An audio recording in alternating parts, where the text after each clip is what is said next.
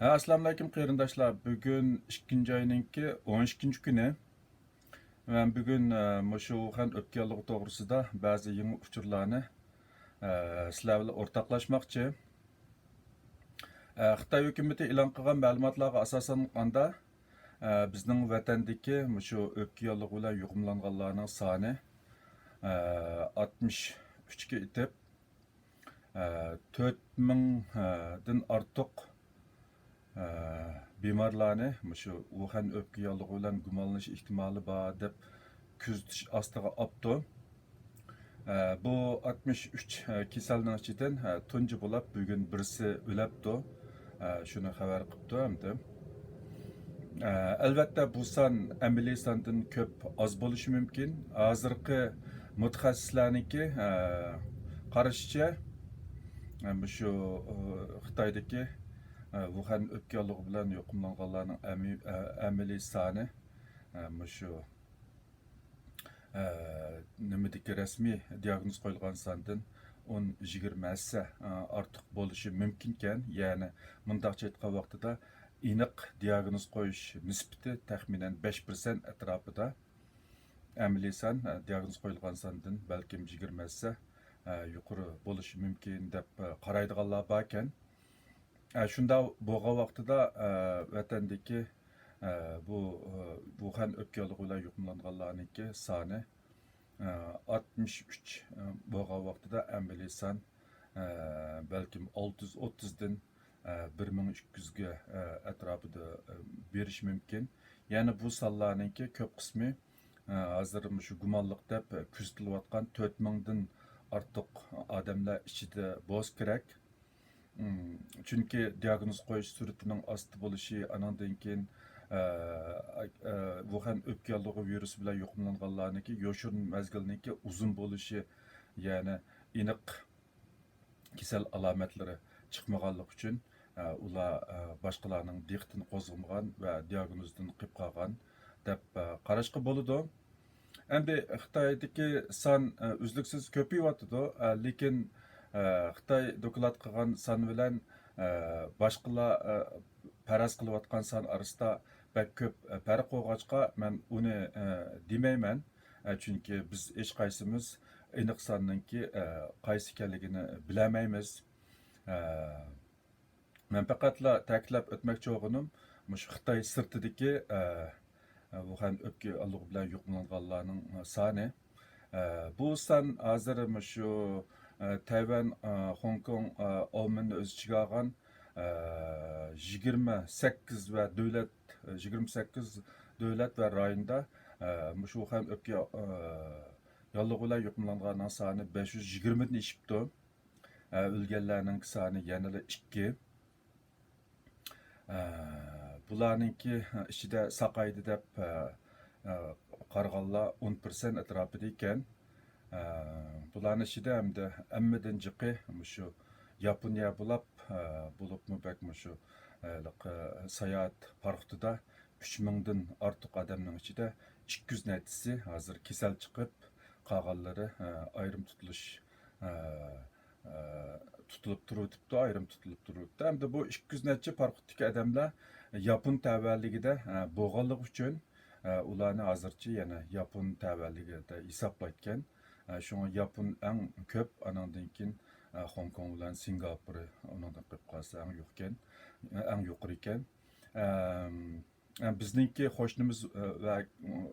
qo'shnimiz va Xitoy davlatiniki eng yaqin do'sti bo'lgan Pokistonda bu kasaldan birisimi bayqalmabdi hozir qadar.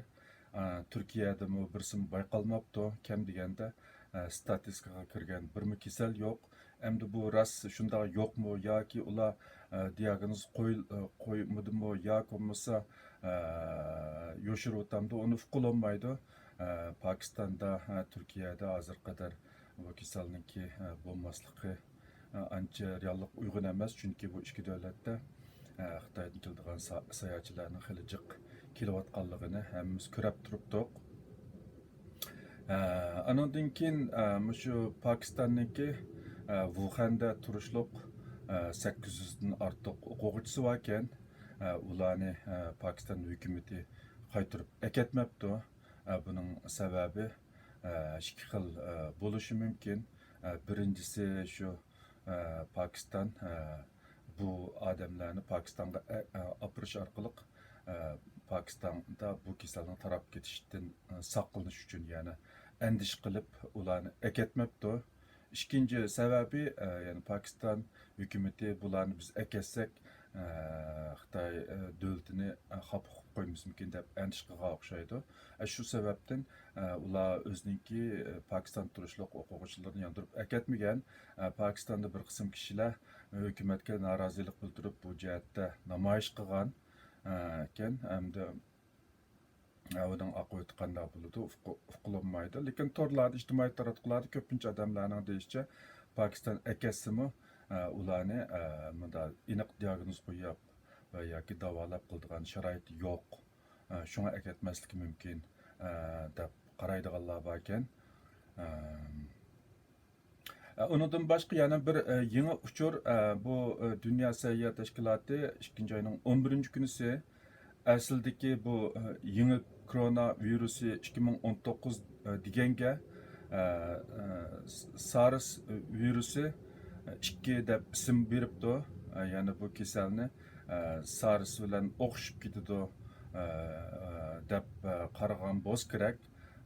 Chunki uninki kasal alomatlari SARS bilan o'xshaydi. Albatta uningki tarqalishchanligi va nimasi ko'p ig'ir, SARSdan ko'p ig'ir bo'lsa-mu, lekin paydo qilgan kasal alomatlari SARSga o'xshag'achqa shundoq ism qo'ygan bo'lishi mumkin. Ya'ni aslidagi bu yangi koronavirusi 2019 degan ismni tunigun shu SARS virusi 2 deb o'zgartibdi. Andan keyin Wuhan o'pkayollig'i degan kasalni koronavirusi kesili 19 deb COVID deb COVID COVID-19 deb o'zgartibdi.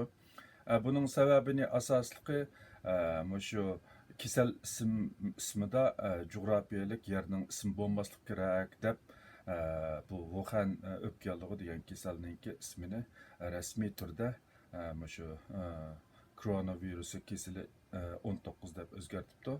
Buni nurg'un o'tkichilar bu Dünya Sayyoh Tashkilotiniki Xitoyga yaxshiroq bo'lish uchun o'zgartgan deb qaraydi ekan.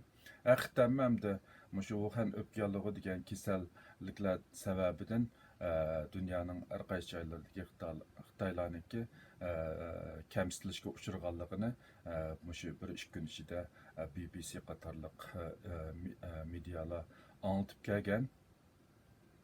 Belkim şu Dünya Sayyoh Tashkilotiniki boshlig'i Xitoyni xo'sh qilish uchun bu kasalning ismini aslidagi Wuhan o'pkayollig'i degan ismdan şu koronavirusi kesili 19 deb o'zgartgan bo'lishi mumkin.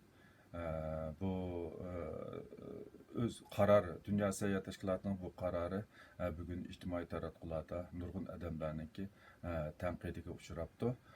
Biz bilgandek bu 2012-yili O'rta Sharqda tarqalgan shu O'rta Sharq nafas yo'li kasali deb MERS deb degan kasaldimi O'rta Sharq degan yer nomi bo'lib, uni hozir qadar o'zgartmay aynan shu bo'yicha ishlatib kelgan, lekin bu Wuhan o'pkayollig'i kelgan vaqtida bular bu jo'grafiyalik ismninki kasal ismida bo'lishini toza muvofiq ko'mga o'xshaydi, shunga o'zgartibdi. Şu bugungi yangi uchurlar mushunchalik men hozir bugun mushunchalik so'zlab turay. Agar yani yangi uchurlarga erishsam, men do'stlar bilan o'rtoqlashib turman. Anglag'inlarga rahmat, xayr xo'sh.